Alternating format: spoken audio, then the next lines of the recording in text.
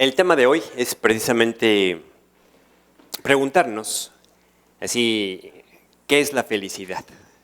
Y la definición de diccionario, si nos vamos a lo que dice la Real Academia Española, es estado de grata satisfacción espiritual y física. Obviamente no nos vamos a atener a lo que dice la definición de diccionario, pero sí nos da una idea de cómo realmente en términos generales todos los seres humanos anhelamos ser felices. El ser humano busca alcanzar la felicidad y ese sentirse satisfechos, sentirse plenos, sentirse completos. Esa satisfacción es algo que buscamos, pero que muchas veces nos damos cuenta que parece que es inalcanzable. Desde el punto de vista humano, desde el punto de vista de nuestras necesidades fundamentales, podemos tener todo lo necesario. Puedes tener materialmente todo lo que necesitas, a veces hasta más de lo que necesitas. Cuando llega a ese punto que dices, es que tengo todo lo que quiero, y aún así no encuentras paz. Aún así no está esa paz en el corazón que tú reconoces no se encuentra en las cosas. ¿Sabes por qué? Porque la palabra de Dios nos enseña que esa paz, esa satisfacción, esa plenitud no se encuentra en las cosas materiales, no se encuentra en las relaciones que podemos tener y disfrutar, no se encuentra en las actividades o distracciones que tenemos. Simplemente esos accesorios de nuestra vida no pueden dar lo que no tienen. La felicidad no es lo mismo que distracción o entretenimiento. Hay cosas, hay actividades, hay relaciones con las cuales tú puedes pasar un muy buen rato, pero eso no es felicidad. La palabra de Dios, por ejemplo, nos habla de un rey, el rey Salomón. Dice la palabra de Dios que a este rey Dios le concedió sabiduría, riqueza, paz en todo su reinado. Y la Biblia nos narra que era tal la prosperidad material, económica de Israel, de Salomón durante su reinado, que aún la plata era poco apreciada por la abundancia de la riqueza. Fíjate, dice en Reyes capítulo 10, dice, e hizo el rey Salomón, que en Jerusalén la plata llegara a ser como piedras. O sea, ibas caminando por las calles de Jerusalén y dices, una piedra de plata, y la pateabas, ¿no? Y los cedros como cabrahigos de la cefela en abundancia. Y a este hombre que Dios le dio riqueza en abundancia, que le dio sabiduría como ninguna otra persona la ha tenido, que le dio paz respecto a sus enemigos. Y ahí quiero que tú ubiques cómo muchas veces nosotros pensamos, es que si no tuviera problemas, es que si tuviera resuelto este asunto económico, es que si... Y esas cosas, entendemos cómo Salomón llegó a entender, llegó a comprender que no estaba en la riqueza, que no estaba en el conocimiento, que no estaba en la ausencia de problemas, la paz, la satisfacción, la felicidad, que ahí no se encontraba. Dice la Biblia, vamos a leerlo mejor, dice en Eclesiastés 2. Fíjate cómo él se dedica a buscar, en un sentido, desde el punto de vista humano, las cosas que satisficieran su vida. No negué a mis ojos ninguna cosa que desearan. O sea, algo deseaba, lo podía tener. Ni aparté mi corazón de placer alguno, porque mi corazón gozó de todo mi trabajo y esta fue mi parte de toda mi faena. O sea, todo lo que Salomón quiso, lo pudo tener. Dice en el versículo 11, miré yo luego todas las obras que había hecho mis manos y el trabajo que tomé para hacerlas, y he aquí, todo era vanidad y aflicción de espíritu, y sin provecho debajo del sol. Salomón es un contundente ejemplo, una potente ilustración de cómo el hombre que busca fuera de Dios la felicidad, la satisfacción, no la encuentra. Porque no está en las cosas, no está en los logros, no está en las actividades, no está en las relaciones, porque nada de eso puede darte lo que solamente Cristo puede dar. Hay una verdad clarísima en la palabra de Dios y esta es que las cosas materiales, las relaciones no pueden darte lo que no tienen. y nada más necesitamos echar una mirada a nuestro mundo, al mundo en el que vivimos, y poder ver cuántas personas así a lo largo de la historia han alcanzado la fama, han alcanzado la riqueza, han alcanzado todo el placer que han querido, las relaciones emocionales que quisieron y no son felices. Muchos tristemente acabaron quitándose la vida porque siguieron buscando en donde no había lo que solo Cristo les podía dar. Ahora, lo tremendo de esto es que es impresionante cómo como humanidad seguimos buscando en el mismo lugar. O sea, vemos a muchísimas personas regresando así como ya vienen de regreso de donde te dicen no hay nada, ahí no lo vas a encontrar. Y los demás, los que apenas van, siguen diciendo, ay, a lo mejor yo sí lo encuentro, a lo mejor yo sí lo hallo, a lo mejor conmigo es diferente. Y la palabra de Dios lo que nos quiere alertar es que no recorras un camino donde al final va a ser totalmente infructuoso, porque la felicidad que estamos buscando y la felicidad aún como creyentes tiene un nombre y se llama Jesucristo. Cuando encontramos a Jesús, o mejor dicho, cuando permitimos que Jesús nos encuentre a nosotros, porque a veces decimos eso, no es que voy a buscar a Dios, no, Dios no está perdido. A Dios no hay que encontrarlo. Los que estamos perdidos somos nosotros, los que tenemos que dejar que Dios nos encuentre, porque Dios sale a buscarnos, ¿no? Y te llama, Arturo, y Arturo se esconde, ¿no? Arturo se agacha. Arturo dice, ay, que no me vea. Es Dios quien sale a buscarnos porque Él quiere darnos vida. Me impresiona, y hace poco estudiamos un poquito más sobre esto, cómo cuando Saulo, ese joven que va hacia Damasco, buscando en su actividad, en su celo religioso, lo que él pensaba que iba a darle sentido a su vida. ¿Y qué es lo que encontró? Encontró que lo que estaba persiguiendo, ese Jesús que estaba persiguiendo, es realmente lo que él necesitaba. Y es hermoso ver cómo Saulo, enfrentándose a su realidad, a que necesitaba de Dios, encontró en Jesús lo que realmente lo podía hacer feliz. Ahora, es muy interesante el testimonio en la vida de Pablo, porque si yo te dijera, a ver, Dios te está buscando, quiere hacerte feliz. Tú y yo normalmente pensamos en términos humanos que la felicidad significa no problemas, que la felicidad significa todas mis necesidades resueltas, ¿no? Que en mi cuenta bancaria tenga lo suficiente para mí y para 3 generaciones más, ¿no? Así pensamos que es la felicidad.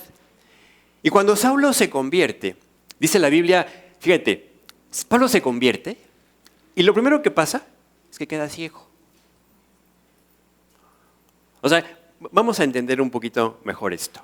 Pablo se encuentra con Cristo. Cristo quiere cambiar su vida. Él acepta este intercambio, este reto delante de Dios. Y lo primero que pasa con Pablo es que por 3 días no puede ver nada. Dice la Biblia que él es introducido a Damasco de la mano, literalmente, porque el joven está ese joven independiente, autónomo, que todo lo podía por sí mismo, lo tienen que llevar de la mano porque no puede ver.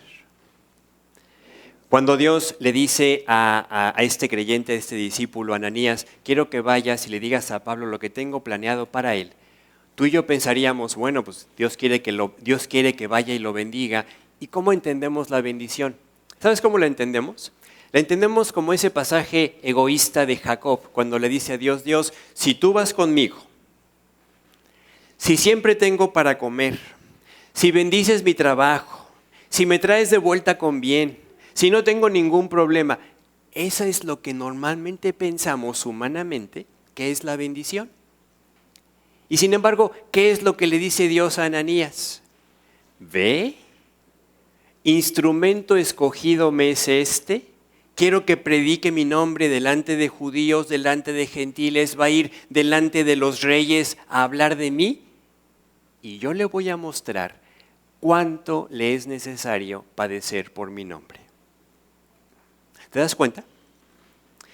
Te acabas de convertir Y lo que Dios se dice es vivir para Cristo, vivir en la verdad, vivir en la fidelidad, te va a llevar inevitablemente a ir contra una corriente donde vas a salir lastimado, donde vas a salir golpeado. Porque no se puede vivir contra corriente y que no sientas el empuje. Piensa, por ejemplo, en un salmón que va así nadando contra corriente. ¿Sí? Piensa en ti y en mí. Como cuando Dios nos dice, oye, es que yo sí quiero que Dios me bendiga, ¿no? O sea, esa oración de Dios, ven, está conmigo, no me sueltes, provéeme, guárdame, multiplica mis cosas. Esa claro que nos gusta. Pero Dios dice, sí te quiero hacer feliz. Y entonces Dios dice, oye, ¿quieres ser un instrumento escogido? Y cuando Dios nos dice, ¿quieres ser instrumento? Claro, nos emocionamos, ¿no? Sí, Dios, yo quiero servirte. Cuando te dice, oye, ¿quieres hablar de mí? ¿Quieres que mi nombre por ti sea publicado ante reyes, ante eminencias, ante personas de todo tipo? Sí, Dios, claro que quiero. Oye, te voy a mostrar cuánto tienes que padecer por mí. ¿Cómo? A ver, Dios, no entiendo. Tú me dijiste que me querías hacer feliz. Tú me dijiste que querías dar satisfacción y plenitud a mi vida. Y Dios te dice, sí. Efectivamente, el plan es hacerte feliz. Pero es que en nuestra mente, en nuestro interior, parece contradictorio tener felicidad y tener alguna necesidad. En nuestro corazón parece contradictorio tener problemas, enfrentar dificultades y ser feliz. Y pensamos que cuando Dios nos dice, quiero hacerte feliz, pensamos que va a transitar ese ser feliz por un camino de miel y hojuelas, donde no hay ningún contratiempo. Y muchas veces llegamos con Dios y le decimos, oye Dios, ¿no se trataba de que me hicieras feliz? Y Dios dice, efectivamente, de eso se trata, pero quiero enseñarte a ser feliz a pesar de las dificultades. Porque ser feliz o pensar que eres feliz cuando todo va bien, ¿qué mérito tiene? Pensar que eres feliz cuando todos los vientos son a tu favor. Jesús dice en el Evangelio, ¿no? Dice, eso lo pueden hacer hasta los que no conocen a Dios. Pero ser feliz, Dios dice, para el creyente, no tiene que estar supeditado, no tiene que estar así ligado a que no haya adversidades, a que no haya problemas, sino soy feliz a pesar de los problemas. Dice en Hechos 9:16, dice, yo le mostraré, hablando de Pablo, de un instrumento escogido en las manos de Dios, yo le mostraré cuánto le es necesario padecer por mi nombre. Y vemos a ese Saulo, no sé si recuerdan, Saulo, el significado del nombre es grande, ¿no? Y Saulo, después de que se convierte, la Biblia lo empieza a mencionar, Dios lo empieza a mencionar como Pablo, pequeño. Ese hombre grande a los ojos humanos, con muchas credenciales, con muchas habilidades. Dios fue transformándolo en una persona pequeña a los ojos del mundo. Se describe a Pablo por otras personas como, dice por ejemplo, su presencia corporal, su presencia física, menospreciable. Su habla, su forma de hablar era molesta, ¿no? Estaba enfermo. Por donde iba, levantaba disturbios porque hablaba de Cristo, hablaba de la verdad. Y ese hombre menospreciado por los hombres, pero exaltado como instrumento de Dios, fue inmensamente rico, como dice la Biblia. Dice, tu riqueza sea la de arriba. Inmensamente rico para con Dios y feliz. Cuando leemos en Hechos cómo fue la vida de Pablo, tú lees encarcelado varias veces, muchas veces azotado, apedreado. Iba de un camino a otro, de una ciudad a otra, compartía el evangelio y lo asaltaban. Y tú te puedes preguntar, oye Dios, ¿y por qué no lo guardabas? Si está compartiendo el evangelio y permites que lo asalten. Pero Dios todo tiene un propósito. Y Pablo, en uno de esos eventos, privado de su libertad, en una cárcel romana, le escribe a unos creyentes en Filipos y les empieza a compartir, así vamos a decir, los puntos clave, los puntos finos de dónde él ha encontrado, de dónde él ha estado plantado para poder ser feliz a pesar de las circunstancias. Vamos a imaginarnos esto que Pablo le comparte a los filipenses, como si fuera una llave. Y donde lo que Pablo va describiendo a través así de la carta, son así como que, ya ves que en las llaves tienen crestas y valles, ¿no? Sí las han visto, ¿no?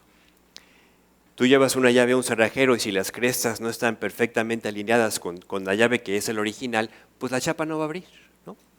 Y así esas crestas, esos valles, son esos detalles que Dios nos va compartiendo en la carta para decirnos, ¿quieres ser feliz? Ahí está.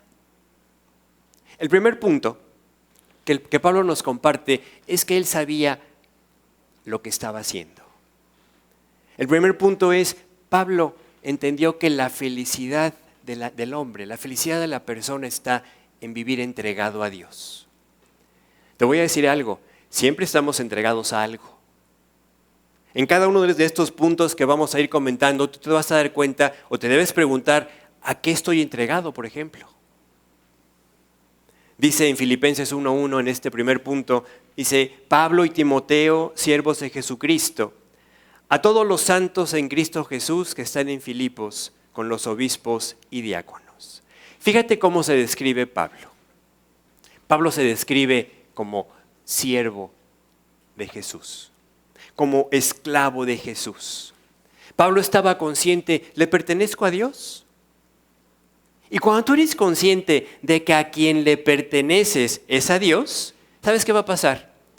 Que va a salir de tu vida la preocupación, porque Dios no va a permitir que pase nada con sus siervos, con sus hijos.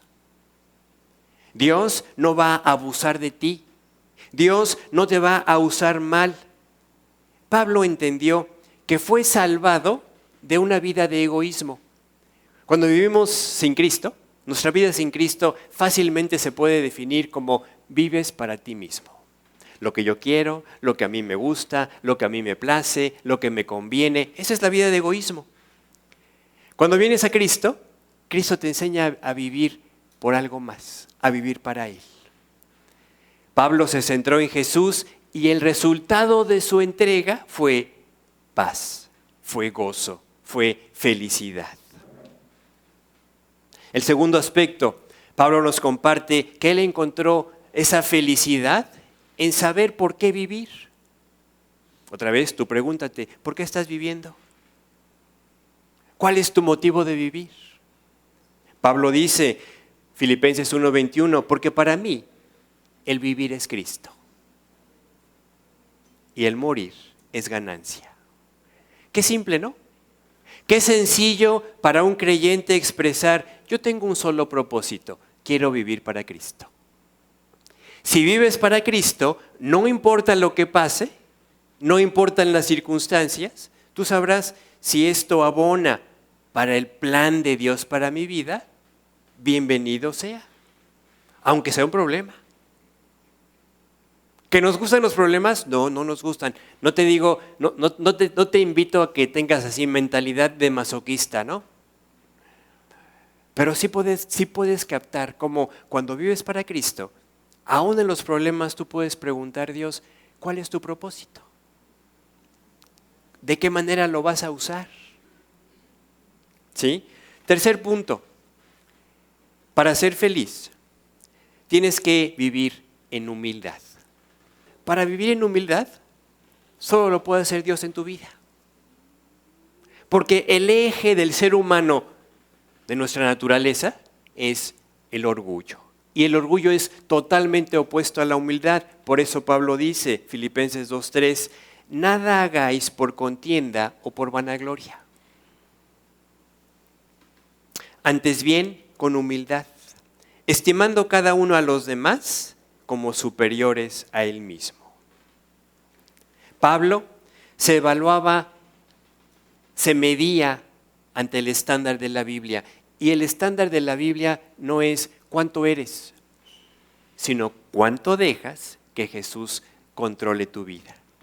Y la única persona que puede ser controlada por Dios es la persona que dice, yo no puedo, soy humilde.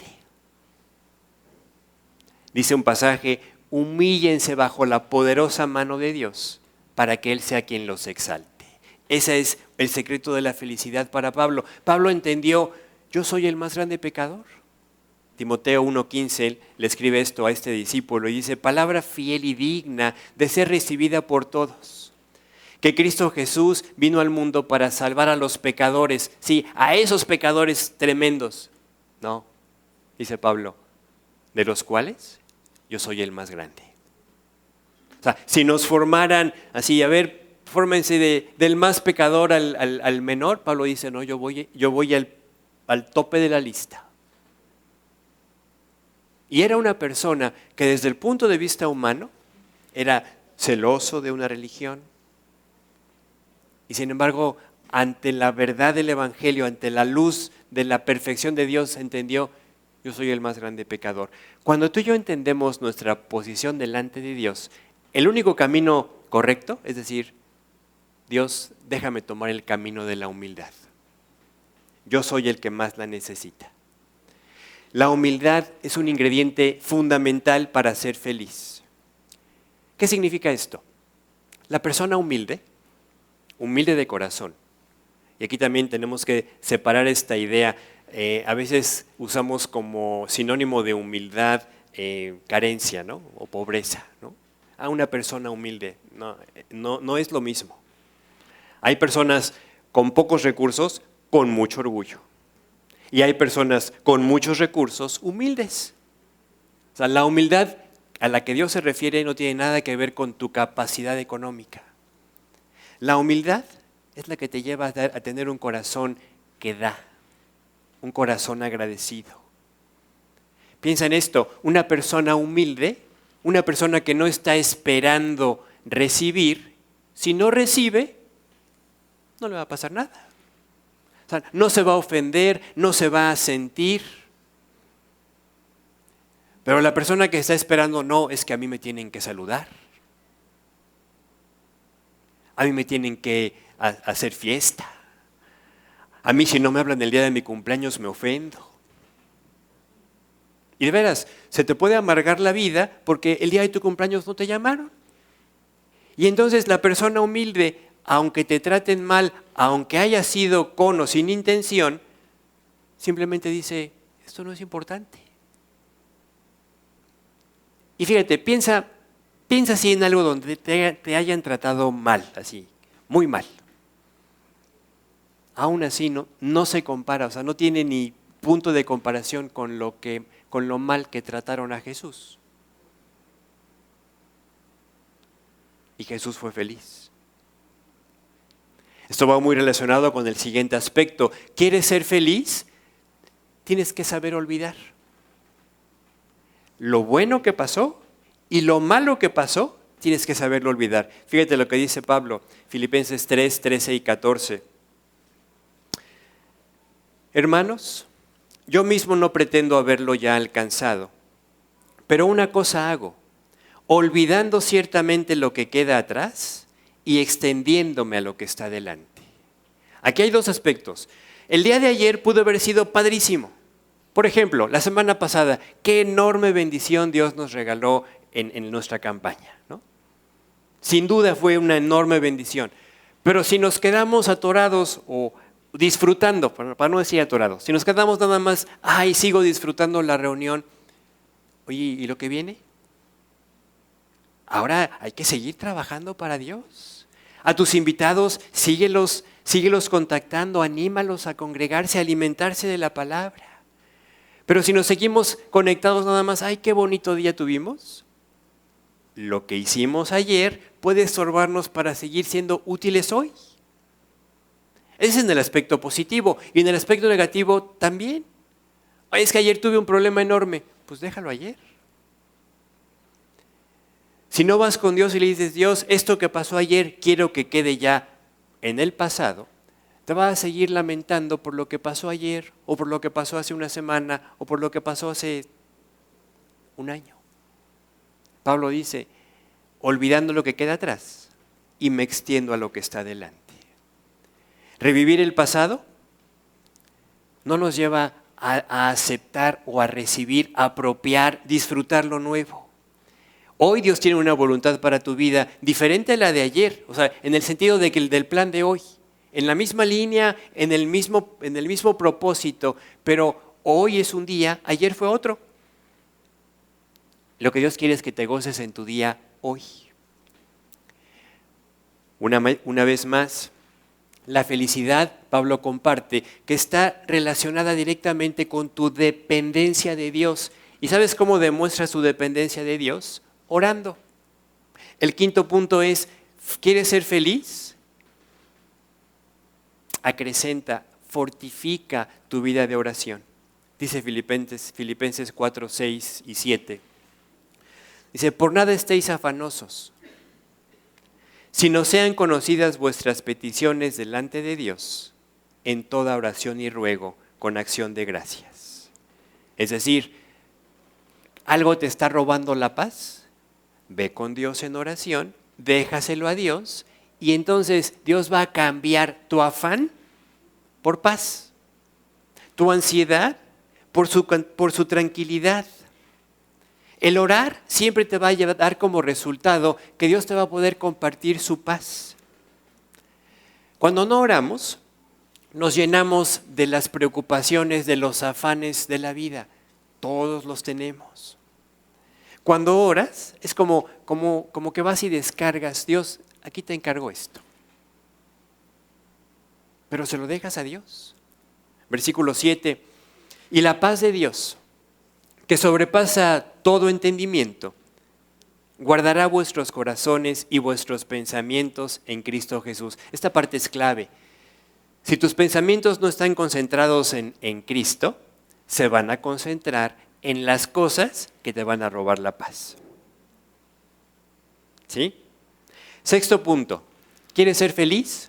Dios dice que tienes que saber en qué concentrarte. Y para que sepas en qué concentrarte, Dios dice, te dejo mi palabra. Solo ahí vas a poder tener una mente limpia, una mente, como dice la Biblia, una mente como la de Jesús, Filipenses 4:8.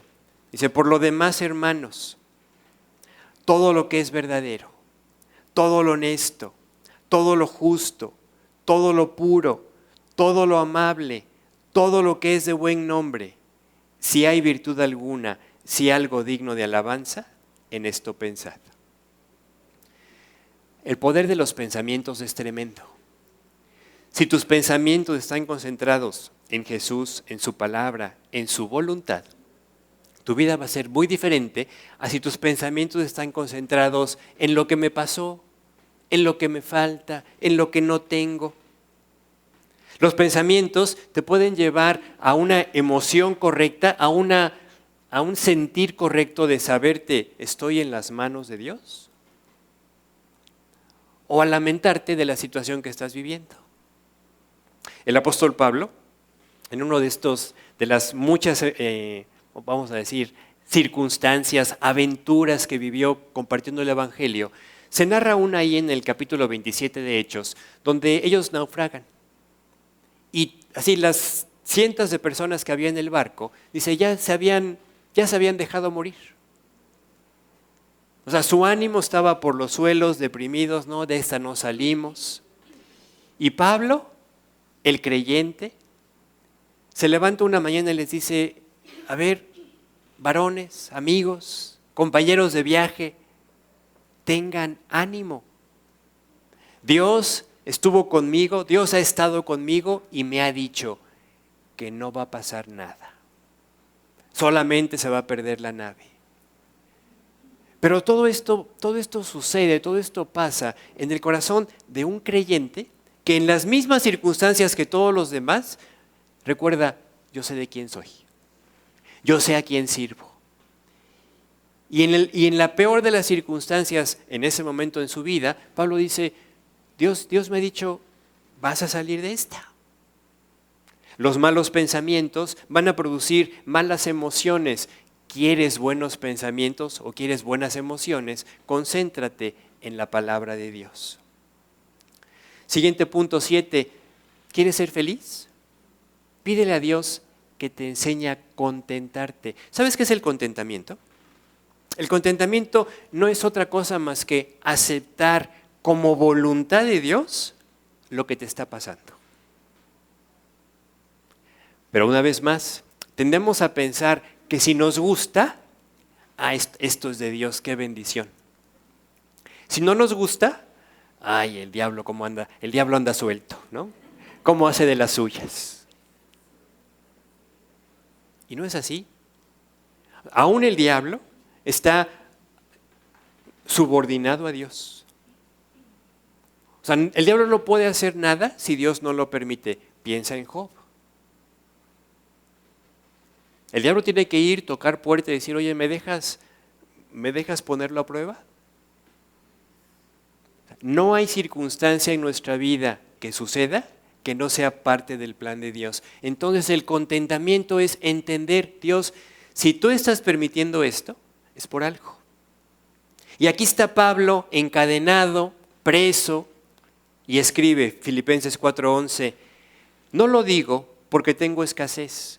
Y note estas palabras.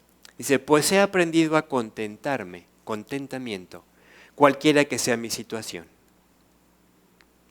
Si eres salvo, si has aceptado a Jesús como tu Señor y Salvador, Dios dice, no tienes de qué quejarte, porque si estás viviendo esto, yo lo he permitido.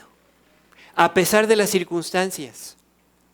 Tú y yo, como Pablo, tenemos todos los elementos para estar gozosos. Para estar felices. ¿Cuándo? Cuando creemos que la voluntad de Dios es lo más importante. Hay un pasaje en los Salmos donde David expresa esta verdad y dice, todo lo que Dios quiere, lo hace. ¿Tú lo crees? ¿Tú crees que todo lo que Dios quiere, lo hace? Si lo crees, entonces, en la siguiente circunstancia incómoda que te encuentres, recuerda, Dios lo está permitiendo, tiene un propósito.